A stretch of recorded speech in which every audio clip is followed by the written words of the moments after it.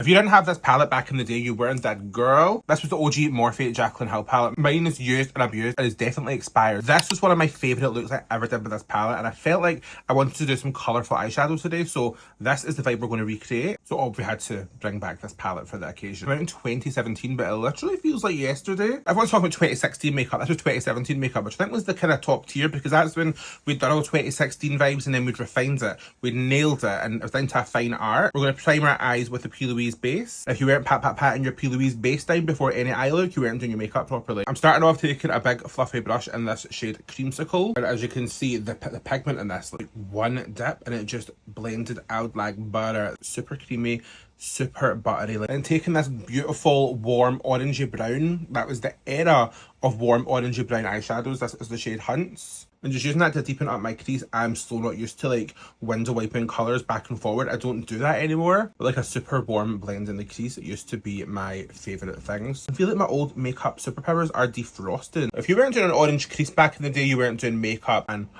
ooh. And now we're going to deepen our crease up. I'm using the same brush for this because I always like when I'm using a darker colour to use it in the same brush as a lighter colour, just because it'll do the blending for me. That 1-2 step of the 3 mattes, get that really deep smoky crease, and then I would do like a cut crease or a spotlight or add glitter or do a full matte lid. Like this was always the start of my makeup. And I'm talking going to work on a Wednesday afternoon. I used to be a full beat baddie, I'm not going to lie. Start off by taking this Made by Mitchell Gel Glaze in Ecliptic. Becky Morgan, if you're watching this. And just take that all over the lid. I never used to do this step back in the day. I would just usually use a powder shadow and wet it with setting spray. There's some new steps you can definitely incorporate now. I'm going to take a beautiful shimmery blue eyeshadow from the palette. Really nice dark navy blue. And just use that all over the lids. Having that Mitchell gel glaze underneath as a base just means the colour goes on a lot more intense. And now as we're using expired makeup, I might use my MAC Reflex Transparent Teal pigment. I'm just going to take a little bit. This used to be like my favourite part of my eye look. Like any excuse to do like a MAC Reflex Transparent Teal. Love this glitter. It was like the best thing. So good. I'm going to do the rest of my base where we blend out the same mattes we used on our crease.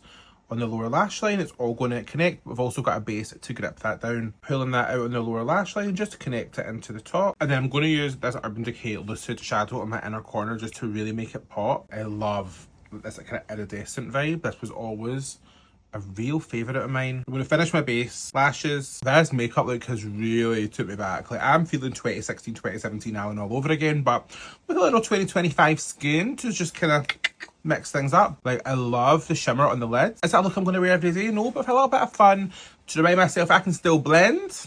Yeah, I think we killed it.